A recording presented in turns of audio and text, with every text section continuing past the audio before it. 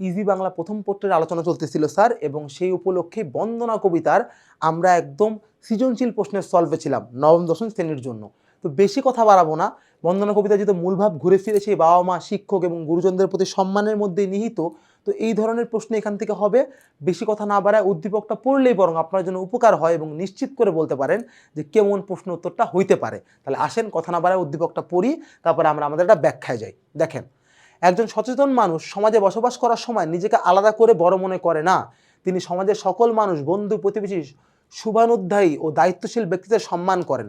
তাদের প্রতি বিনয় ও কৃতজ্ঞতা প্রকাশ করাকে তিনি মানবিক দায়িত্ব মনে করেন। স্যার, বন্দমান কবিতা দেখবেন আমাদের কবি সাহেব শাহ মোহাম্মদ সগীর উনি কি করছেন স্যার, প্রথমে ঈশ্বর, তারপরে বাবা মা, তারপরে শিক্ষক বা গুরুজন, তারপরে তার এলাকাবাসী, মুরব্বী, সম্মানী ব্যক্তি সবার প্রশংসা বন্দনা জানায় তার কবিতা শুরু করতেছেন। এই জায়গাতে কি প্রকাশ পায়? ওনার বিনয়, ভদ্রতা এবং নিরহংকার মানসিকতা। যেই ব্যাপারটা কিন্তু উদ্দীপকে বলা যে ভাই, একজন সচেতন প্রকৃত মানুষ অবশ্যই তার আশেপাশের, তার সমাজের প্রত্যেককে রেসপেক্ট দিয়ে আগাবে। একলা একলা কখনো আগানো যায় না। অন্যকে অসম্মান করলে নিজে কখনো সম্মান পাওয়া যায় না। তাই অন্যকে সম্মান করার মাধ্যমেই নিজের সম্মান কিন্তু আপনাকে তৈরি করে নিতে হবে। পরিষ্কার স্যার? এই ব্যাপারটাই কিন্তু উদ্দীপকও বলা, আমাদের বন্দনা কবিতার মধ্যেও বলা। বুঝতে পারছেন? ওকে, এইবার আসেন আমরা শুরু করে দিই যে কি কি কথা বলা আছে, কি কি প্রশ্ন আপনারা জিজ্ঞেস করবে। এক, ইষ্ট শব্দের অর্থ কি? ভালো বা বন্ধু বা প্রিয় বা আপনজন, আপনি যা ইচ্ছা বলতে পারেন। হ্যাঁ, ইষ্ট মানে স্যার আসলে প্রিয়, আপনজন, বন্ধু বা ভালো জিনিসও বোঝায়। Okay sir. এইবার আসেন খ, কবি সভাসদদের কাছে দোয়া চেয়েছেন কেন? ব্যাখ্যা করো। কবি সভাসদদের কাছে দোয়া চেয়েছেন তার কারণ কবি মনে করেন তিনি সহ বাকি সবাই, মানে তিনি ছাড়া, তিনি বিনয়, তিনি ছোট, বাকি সবাই অনেক সম্মানী ব্যক্তি, তারা তার বন্ধু পরিজন এবং তারা এখানে অনেক সম্মানের কাজ করে। যেহেতু প্রত্যেকের একটা নিজস্ব সম্মান আছে, তাই কবি মনে করেন সভাসদদেরকে তার নিজের থেকে সম্মান দেওয়া দরকার। তাই তিনি প্রণাম জানান, কারণ তাদের সাহায্যেও তিনি এখানে টিকে আসেন। এবং দেখি ব্যাখ্যাটা উনি কি বলতেছেন। কবিতার কাব্য রচনায় সাফল্য লাভের জন্য সভাসদদের কাছে দোয়া চেয়েছেন যাতে কবিতা ভালো করতে পারেন। কারণ কি? তারা তার কলিগ, তার আশেপাশের মানুষ, তাদের দোয়াতেই সে পরিপূর্ণ হইতে পারবে। এবার দেখেন কি বলতেছে। বন্দনা কবিতাটি কবি শাহ মোহাম্মদ সগীরের শ্রেষ্ঠ কাব্য ইউসুফ জুলেখা নামক কাব্যের অংশ থেকে সংকলিত। এটি মধ্যযুগের সর্বপ্রথম কাব্যগ্রন্থ। সুলতান গিয়াসউদ্দিন আজম শাহের শাসনামলে সুলতানের পৃষ্ঠপোষকতায় কবি কাব্যটি রচনা করেন। এ কাব্যে কবি সুলতানদের রাজদরবারের সকল সভাসদকে তার ঘনিষ্ঠ বন্ধু বলে উল্লেখ করেছেন। মিলছে স্যার? বন্ধুত্বের কথা বললাম। কবি কাব্য সূচনার শুরুতে তার সহকর্মী, যেহেতু কলিগ, সহকর্মী তথা রাজকর্মচারীদের দোয়া প্রার্থনা করেছেন কাব্য রচনার সফল হওয়ার উদ্দেশ্যে। অর্থাৎ আমার ভাই বাঁধার বন্ধু পরিজন যদি আমার জন্য প্রার্থনা না করে, আমাকে কখনো একটা সফল সাহিত্য করা সম্ভব না। এমন বিনয় চিন্তা থেকেই কিন্তু শাহ মোহাম্মদ সগীর তার বন্ধুদেরকে বা কলিগদেরকে সে শ্রদ্ধা বা সালাম জানায়। বুঝতে পারছেন স্যার? বা দোয়া প্রার্থনা করে। কি সুন্দর, কি সহজ আর কি। এইবার আসেন গতে চলে যাই। ছিল কিন্তু পাড়া প্রতিবেশী লোকজনকে সম্মান করা, এই নিয়ে উদ্দীপক। দেখি গতে কি জিজ্ঞেস করা হচ্ছে। উদ্দীপকের সঙ্গে কবিতার ভাবগত সাদৃশ্য ব্যাখ্যা কর। ভাবগত মিলটা কোথায়? কবি সাহেবও বন্দনা করছেন কার? তার কলিগদের, সহকর্মীদের, পাড়া প্রতিবেশীদের, নগরবাসীদের। ঠিক তেমনি এখানেও কিন্তু বলা হয়েছে একজন সত্যিকারের দায়িত্বশীল মানুষ অবশ্যই তার আশেপাশের বন্ধু বান্ধবকে শ্রদ্ধা করেই চলে। একে অপরকে শ্রদ্ধা না করলে কিন্তু কেউ দায়িত্বশীল হয় না। এইবার দেখেন গতে কি বলা হচ্ছে, আমরা উত্তরটা ঠিক পড়ি। বন্দনা কবিতায় কবি নিজেকে একজন সাধারণ পুরবাসী, মানে এলাকাবাসী হিসেবে তুলে ধরেছেন। বন্দনা কবিতায় কবি সমাজের পৌরজন, মানে যারা মুরব্বী, ইষ্টমিত্র, সভাসদগণের সঙ্গে মিলে মিশে বসবাসকারী একজন মানুষ। এতে কবির বিনয়ী স্বভাব ও সামাজিক চেতনার পরিচয় পাওয়া যায়। কবি নিজেকে আলাদা বা শ্রেষ্ঠ হিসেবে উপস্থাপন না করে সমাজেরই একজন সদস্য হিসেবে ভাবতে চেয়েছেন। কবিতায় সমাজের মানুষদের প্রতি কবির গভীর ভক্তি ও শ্রদ্ধাবোধ প্রকাশ পেয়েছে। তান সভান পদে মোহার বহুল ভক্তি, মানে তাদের সবার পায়ে আমার অনেক ভক্তি, এই বাক্যেই কিন্তু প্রকাশ পায় কবি একটা সচেতন ব্যক্তি যে সমাজের প্রত্যেককে রেসপেক্ট করে আগাইতে চায়।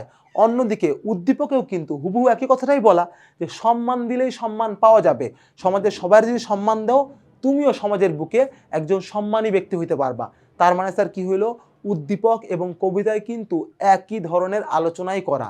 তাই বলতে পারি উদ্দীপক এবং কবিতায় পাড়া প্রতিবেশী এবং গুরুজনদের যে শ্রদ্ধার ব্যাপারটা আছে, সেই ব্যাপারটার মধ্যে ভাবগত মিল পাওয়া যায়। বুঝতে পারছেন স্যার? খুবই সিম্পল। এইবার চলে আসি আমাদের শেষ প্রশ্নে, এবং সেখানে আমাদের এই সৃজনশীলটা শেষ প্রশ্নটা কি স্যার দেখেন। উদ্দীপক ও বন্দনা কবিতার আলোকে সমাজের শান্তি সৌহার্দ্য রক্ষায় বিনয় ও শ্রদ্ধাবোধের গুরুত্ব মূল্যায়ন করো। এইবার স্যার এই প্রশ্নটা আপনি আপনার মতো মনের মাধুরী মিশায় লিখবেন। স্যার উদ্দীপক এবং কবিতার ভাষা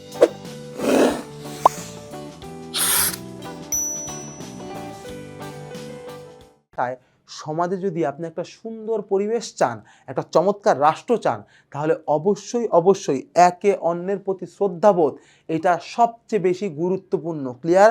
আপনি আমাদের সমাজে দেখবেন, আমাদের বিশেষ করে বাঙালি বা ভারতীয় সমাজে আমাদের একে অন্যের প্রতি কোনো শ্রদ্ধাবোধ নাই, কোনো ভালোবাসা নাই স্যার। একটা একটা তুচ্ছতা, একটা ঘেন্নাতা। মানে আমি শুধু ধনী গরিবের কথা বলতেছি না স্যার, ধরেন নারী পুরুষের মধ্যে একটা তুচ্ছতা, শিক্ষক ছাত্রের প্রতি তুচ্ছতা। ধরেন ছাত্র মনে করে আরে শিক্ষক ও তো খালি টাকা দিয়ে পড়ায়, গাম্বাট একটাও জানে কিছু, খালি ব্যার ব্যার করে শাসন করে আর কি। শিক্ষক মনে করে আরে ছাত্র একটা বাপের টাকাতে নষ্ট করে পড়ে, ও কি পড়াশোনার যোগ্য, ও কোনো কাজের না। আমরা ডাক্তারের কাছে গেলে সবাই, আমি চিনিও ডাক্তারটাকে, শুধু ভাই ডাক্তার তো কষাই, গেলেই টেস্ট দিবে এতগুলা। ডাক্তার মনে করে আরে ভাই পেশেন্ট তো একটা অশিক্ষিত, ও আসলে আমার জ্ঞান জ্ঞান করবে, জ্ঞান দিবে, টেস্ট দিলে বুঝবে না কেন টেস্ট দিছি। আপনি খেয়াল করেন, আপনি একটু তাকায় দেখেন, রিক্সাওয়ালাকে আমরা মনে করি বাটপার, রিক্সাওয়ালা মনে করে আমরা বাটপার। পুরা সমাজের ভেতরে একে অন্যের প্রতি অশ্রদ্ধা ঘেন্না দিয়ে ভর্তি। আপনি রাজনীতির দিকে তাকান, একটা পলিটিক্যাল দল মুখ খুলে বলতে পারে না যে ভাই আমরা ভালো, ওরা ওই কাজটা ভালো করছে। কোনো দিন না স্যার। আপনি বলেন একটা মানুষের কি কোনো কিছুই ভালো হয় না? অবশ্যই হয়। এতগুলো দলের মধ্যে কেউ না কেউ একটা না ভালো কাজ তো করছেই। কিন্তু আপনি দেখবেন একজন আরেকজনের বদনাম যে পরিমাণ করে, একজন আরেকজনকে সেই পরিমাণ সম্মান বা শ্রদ্ধা কিন্তু দেয় না।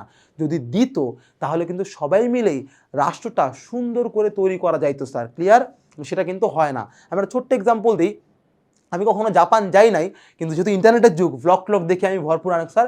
তো ওখানে আমি দেখতেছি জাপানের যে একজন অফিসার, সে যখন বাসে উঠে সে বাস ড্রাইভারের বো করে, বাস ড্রাইভার আবার ওই অফিসারকে বো করে। এমন না যে রেসপেক্ট খালি বাস ড্রাইভারের দেওয়া লাগবে, প্রত্যেকে দোকানদারকে থ্যাংক ইউ, দোকানদারও তাকে থ্যাংক ইউ। এই যে কালচারটা, এটা কিন্তু একটা আধুনিক চমৎকার দ্বিতীয় বিশ্বযুদ্ধের পরে একটা সুন্দর সুগঠিত জাপান তৈরি করতে সাহায্য করছে। এই সংস্কারের চর্চা কিন্তু আমাদের মধ্যে নাই, আমাদের থেকে হারায় গেছে। অন্যদিকে শাহ মোহাম্মদ সগীর কিন্তু তার কবিতার শুরুর দিকেই, একদম স্টার্টিং দিকেই মা বাবা শিক্ষক ঈশ্বর এদের পরেই স্যার কাকে নিয়ে বন্দনা করলো? তার সহকর্মী এবং পাড়া প্রতিবেশী, তার গুরুজন, সবাইদেরকে। এইটা দিয়ে উনি কী বুঝাইলেন স্যার? যে এতটুকু সম্মান যদি আমি তাদেরকে দেই, তারাও বিপরীতে আমাদেরকে সম্মান দিবে এবং দুই দল মিলেমিশে একাকার হয়ে একটা চমৎকার রাষ্ট্র আমরা তৈরি করতে পারবো। তার মানে স্যার এই শ্রদ্ধা এবং সম্মানের সম্পর্ক ছাড়া কখনোই একটা চমৎকার সমাজ ব্যবস্থা তৈরি করা যায় না। এখন দেখি উদ্দীপকে বা আমাদের প্রশ্ন উত্তরে কি বলা হচ্ছে। অল্প একটু আগাবো স্যার। এখানে দেখেন, শ্রদ্ধাবোধ পারস্পরিক সম্পর্ককে দৃঢ় করে তোলে। পরিবার, সমাজ কিংবা রাষ্ট্র হিসেবে সব ক্ষেত্রে মানুষের মধ্যে পারস্পরিক সম্মান থাকলে সহযোগিতা ও সহমর্মিতা বৃদ্ধি পায়। এর ফলে সমাজে দ্বন্দ্ব ও সংঘাত কমে গিয়ে শান্তিপূর্ণ পরিবেশ সৃষ্টি হয়। মিলল? যা বললাম তাই স্যার? ওকে। এইবার উদ্দীপকে এই কথা স্পষ্ট, বিনয় ও শ্রদ্ধা মানুষের নৈতিক চরিত্র গঠনে গুরুত্বপূর্ণ ভূমিকা পালন করে। এইসব গুণ মানুষকে সংযত, দায়িত্বশীল ও মানবিক, একটু আগাবো স্যার, মানবিক করে তোলে। কবিতায় কবির আচরণ আমাদের শেখায় যে সামাজিক শালীনতা ও নৈতিকতা ছাড়া উন্নত সমাজ গঠন করা সম্ভব নয়। Clear sir? এইটা হচ্ছে মূল কথা। কবিতা, উদ্দীপক সব জায়গাতে একটাই কথা স্যার, সুন্দর সমাজ গঠন করতে হলে অবশ্যই আপনাকে মানবিক চিন্তার অধিকারী হইতে হবে। বুঝতে পারছেন স্যার? এই বিষয়গুলো মাথায় রাখলে কিন্তু আপনি মিলায় বলতে পারবেন যে আসলে এই যে প্রশ্নটা, যে উদ্দীপক ও বন্দনা কবিতার আলোকে সমাজের শান্তি ও সৌহার্দ্য রক্ষায় বিনয় ও শ্রদ্ধাবোধের গুরুত্ব মূল্যায়ন করো। আপনি লিখবেন এদের গুরুত্ব অপরিসীম, কারণ বিনয় শ্রদ্ধা ছাড়া কখনোই সমাজে শান্তি ও সৌহার্দ্য রক্ষা করা যায় না। একজন আরেকজনকে ঘেন্না করে কখনোই স্যার আপনি একটা সুন্দর সমাজ তৈরি করতে পারবেন না। আপনাকে সুন্দর সমাজ করতে হলে পারস্পরিক একে অন্যের প্রতি শ্রদ্ধাবোধ থাকা লাগবে। এখানে একটু একটা অ্যাড করি স্যার, স্টুডেন্ট খালি শিক্ষককে শ্রদ্ধা করবে তাই না? শিক্ষককে স্টুডেন্টকে শ্রদ্ধা করা লাগবে না? করলে কি যায় আসে স্যার? শ্রদ্ধা করা লাগে স্যার। আমাকেও আমার আচরণে আপনার সাথে সভ্য ভদ্র হইতে হবে। আমি টিচার বলে যা মন চায় তা করলাম, দেখবেন যেই শিক্ষক একটু অ্যারোগেন্ট বিহেভ করে, একটু রুড বিহেভ করে, তার প্রতি দেখবেন আপনাদের আগ্রহ কম থাকে, যে আরে ভাই উনি তো প্যারা। যে একটু হাসি মুখে কথা বলে, যে আপনার সমস্যাটা বোঝার চেষ্টা করে, তাকে কিন্তু ছাত্রছাত্রীরা আরও বেশি মূল্যায়ন করে। কবি সাহেব এইটারই কিন্তু এখানে তুলে ধরার চেষ্টা করছেন। বুঝতে পারছেন স্যার? ওকে। এইবার আসেন আমরা ফিনিশিংয়ে যা কি বলতে পারি। এই উদ্দীপক এবং কবিতা মিলায় যদি আপনি চিন্তা করেন যে শিক্ষকদের শিক্ষকদের পরে, বাবা মার পরে বা ঈশ্বরের পরে যদি কারো সম্মান হয় তাহলে আমাদের পাড়া প্রতিবেশী এবং সহকর্মী। এই চিন্তা যদি আপনি পরিষ্কার হইতে পারেন তাহলে এই উত্তর লেখা এবং সুন্দর সমাজ গড়ার ক্ষেত্রে কোনো সমস্যা আসলে থাকবে না। বুঝতে পারছেন? তো আরেকটা সমস্যা রয়ে গেছে, সেটা হচ্ছে সৃজনশীল নাম্বার 5। সেইটা বুঝাইতে আমি চলে আসবো। সেই পর্যন্ত চারটা ভালো করে পড়েন এবং দেখেন, কোনো প্রশ্ন থাকলে অবশ্যই করবেন। ভালো থাকেন সবাই, আল্লাহ হাফেজ।